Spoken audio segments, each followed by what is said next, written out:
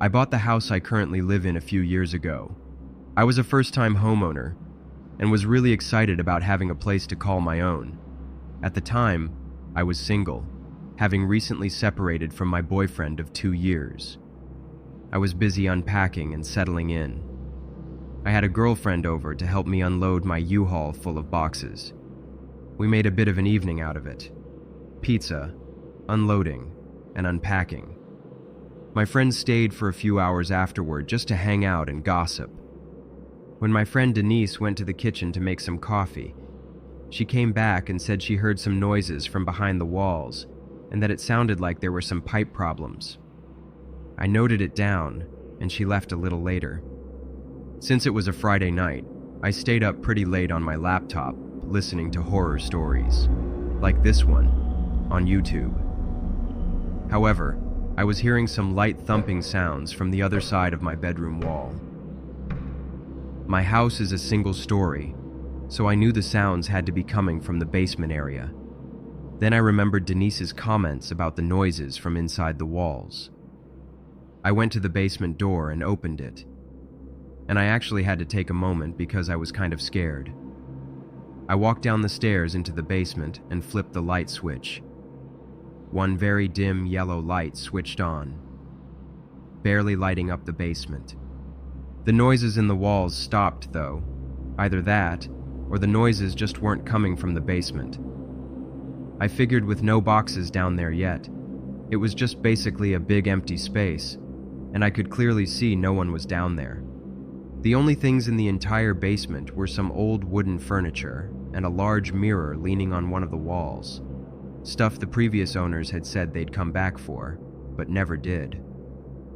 The real estate agent mentioned they'd moved out of state in a hurry. I went back to my room and tried to get some sleep, but I heard the noises again. Now I started to worry there was a small animal in the walls, like a raccoon. The sound still seemed to be coming from directly below my room. It had to be in the basement. So once more, I went down into the basement and looked at where I thought would be directly below my bedroom. The thing is, the basement didn't seem to stretch the entire length of the house, so there's a wall blocking where the section below my bedroom should be. I walked over to the wall just to listen for potential noises, and I did hear noises from the other side of this wall. Then I noticed this old wardrobe against the wall. My heart started racing. I walked over and opened it. Just empty hangers and a wooden back panel. I was about to leave when I heard a noise coming from behind it. Pressing my ear against the back panel, I accidentally pushed too hard. The panel just fell inward, showing a big hole in the wall behind it. Before I could even process what was happening, someone grabbed me from inside. I nearly jumped out of my skin. Out from the hole came a scary-looking man. He seemed to be high on something, trembling, making weird noises, and he had this creepy laugh. The smell was awful. He grabbed onto me and dug his nails into my shoulders so hard I screamed. I tried backing away into the basement, but he kept coming at me, mumbling something about how this was his house, and I was the intruder. His eyes were bloodshot, and I noticed that his arms were covered in scratches, like he'd been clawing at himself. He lunged at me again, this time trying to grab my throat. I made a run for the stairs, but he caught my ankle. I kicked backwards as hard as I could and felt my foot connect with something, probably his face because he let out this awful shriek. We both fell, and I scrambled to get up. He grabbed at my leg again, but his grip was weak. I kicked one more time and managed to break free. I shoved him back into the wardrobe, slammed the doors shut, and dragged this big, heavy, full-length mirror in front of the wardrobe doors to make sure he was trapped. Then I ran upstairs, shut the basement door behind me, and locked myself in my room as I called the police.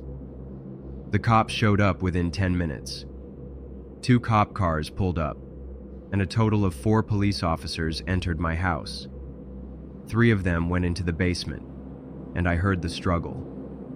The man screamed like a wild animal and sounded like he was trying to attack the officers, which led to him getting tased. They finally managed to get him in cuffs and carry him out of the basement and outside to one of the cars. The man had to be in his early 50s, but like I said, he looked real scary. While the officers were still in the house, I went into the basement to check out the secret room. Inside was a pile of blankets, some empty fast food bags, a bunch of drink cans, and a portable power bank. There was also a small backpack with some clothes in it.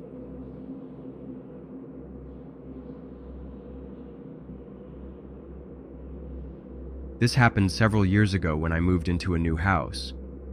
I should mention that I'm a female, and the place was older and on the edge of the city.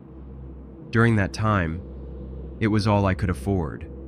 The house itself was small with just 2 bedrooms, and was at the end of a quiet street. I moved in with all my stuff, which was only a few boxes, and started to unpack. For the most part, I liked the house because the location was pretty good, and it was a big enough space for me. The street had probably 15 or 20 other houses. I arrived at the house by noon, and made maybe 3 or 4 trips back and forth from my car to my house, bringing everything in. On the last trip, I saw a man leaving his house a little ways down the street. He was the first neighbor I had seen. Before moving in, I had ordered a new refrigerator from Amazon since my old one wasn't working so great. It wasn't supposed to arrive until the following day.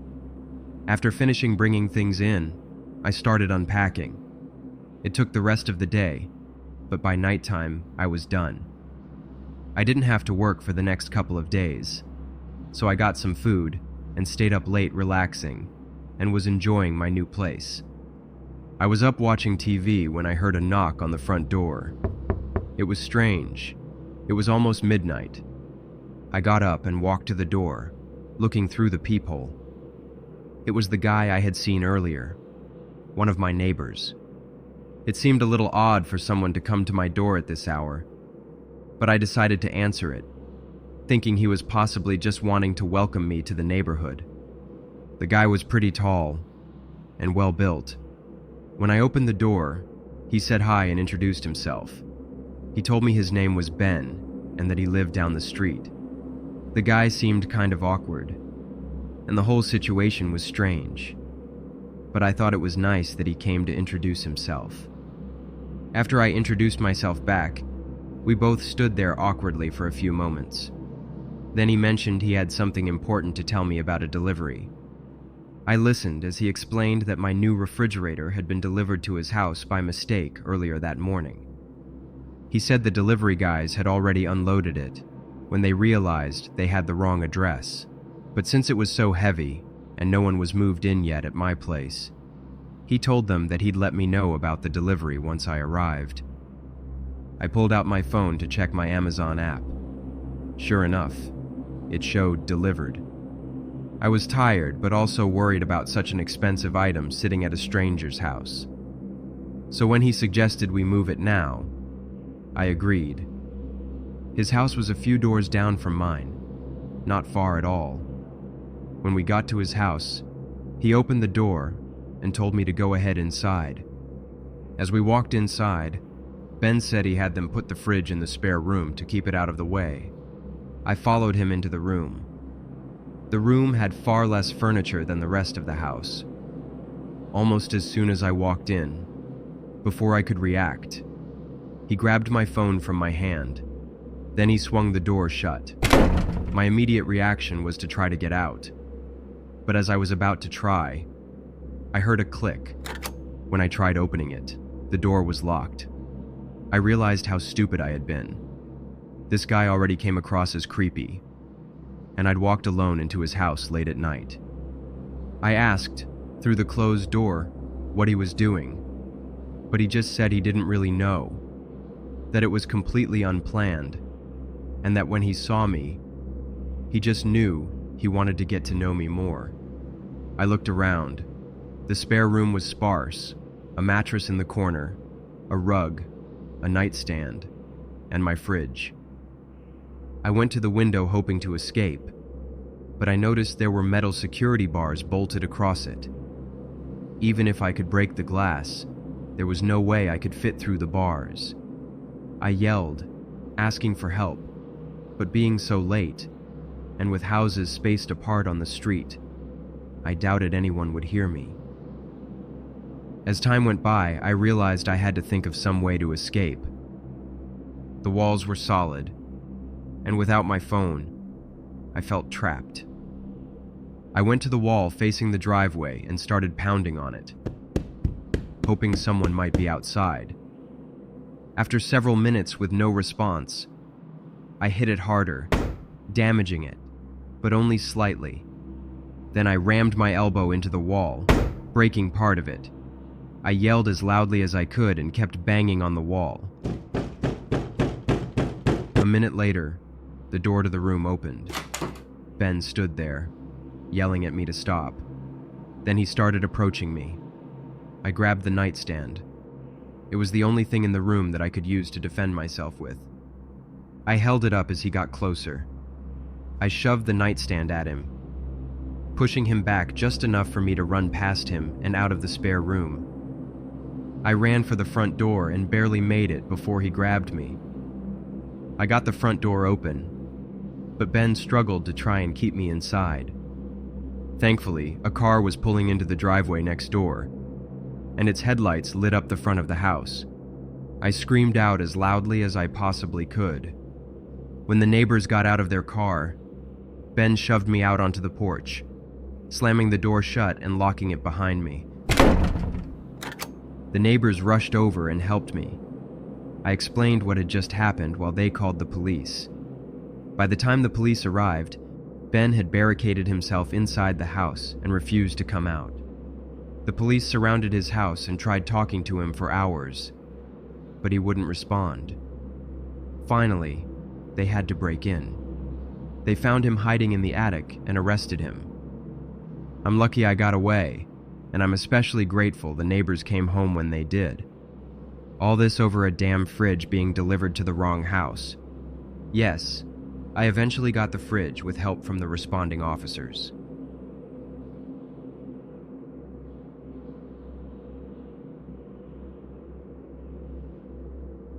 I moved into my new house in the winter of 2017. The house was small and unremarkable, but it was mine. It had a simple yard out back, and it had just enough space for 1 or 2 people to settle in comfortably. Since I was alone, having moved to a new city, and didn't have any friends yet to help, I had to move everything by myself. Early in the morning, I arrived with the truck and began shoveling the snow off the driveway. Once that was done, I spent the rest of the day hauling boxes and furniture inside, finally finishing late in the evening, just around dinner time. The house had a single-car garage with a door that connected right to the kitchen. It was nothing extraordinary, but it made it easy to bring in boxes and dodge the cold weather. The old owners had put in a basic security system, but it needed fresh batteries, and I figured I'd mess with that later. I headed back outside and locked up the truck, planning to drop it off the next morning. Can't really remember what I did for the rest of the night. Pretty sure I just watched stuff on my laptop. But since my bed wasn't set up yet, I crashed on the couch downstairs. The couch was pretty stiff, and while I was trying to drift off, I heard some movement near the front of the house by the garage. Then there was a sound that sounded like the garage door rattling, but I couldn't be sure. I sat up and listened carefully, staring in that direction. The noise stopped suddenly, though. I had a look at my phone. It was just after midnight. For a second, I debated getting up and going to have a look, but seeing the noises had stopped, and I was dead from exhaustion. I convinced myself that it was probably nothing and finally dozed off.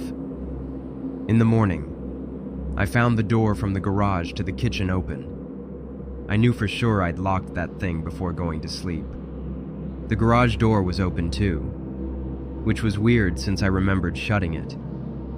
I looked around outside for any signs of someone poking around, but everything seemed normal. I returned the truck, then spent the whole day getting my stuff unpacked and my furniture set up. Got most of it sorted by nighttime. Around 7, I grabbed a quick bite to eat and made it back home about an hour later. As I was pulling up, something caught my eye in the snow by the house. I left the car on the street and hopped out to have a look. There were fresh footprints in the snow leading straight to the garage door. Then from there, they went over to the front door. I tried to figure out where they came from, but they vanished at the shoveled sidewalk. I told myself it was probably just some neighbor trying to welcome me to the area. I finished up the last bit of unpacking, and before bed, I did a full check of all the doors and windows. When I got to the kitchen, I spotted the door to the garage unlocked again, even though I'd definitely locked it earlier. I tested my key to make sure it was working right, and everything seemed fine. I was dead certain I'd kept that door locked all day long. None of it added up. You'd think if someone came in from the snow, they'd leave wet footprints everywhere, but there wasn't a trace. After double-checking the lock, I headed upstairs to take a shower before bed. Just as I was stepping out of the shower, I heard some noises coming from downstairs. Normally I'd brush it off, but with all the other weird stuff happening, I had to go take a look. I threw my clothes on and went down the stairs. When I rounded the corner, I saw this guy in the kitchen next to the garage door. He was real big and creepy looking. He lunged at me, grabbing me by the arm. I yanked back, but he had a real tight grip on my arm. In the struggle, I slammed against the wall, knocking down some pictures I had just hung up earlier in the day. He tried to drag me towards the door to the garage, but I managed to get free. My arm was burning where he'd grabbed me. I grabbed something off the kitchen bench and threw it his way, missing completely. That only made him more angry. I saw my knife that I had used earlier to cut some fruit up. Nothing large and terrifying, but I grabbed it, something better than nothing, and held it up. I backed up, waving the knife around, then turned and ran upstairs and locked myself in the bathroom. I couldn't hear if he was following me. Then I started hearing him walking around downstairs. I grabbed my phone and called the cops while he kept moving around down there. Maybe 2 minutes later, I heard the garage door slam and his footsteps leaving the property. The cops couldn't find him or any evidence that could help identify the intruder. They suggested putting in a deadbolt on the garage kitchen door and getting some motion lights by the garage. One of them mentioned getting some batteries and fixing the security system out the front of the house too. I did everything they suggested, but that guy never showed up again. I still don't know what he wanted, and honestly, I'm glad I never found out.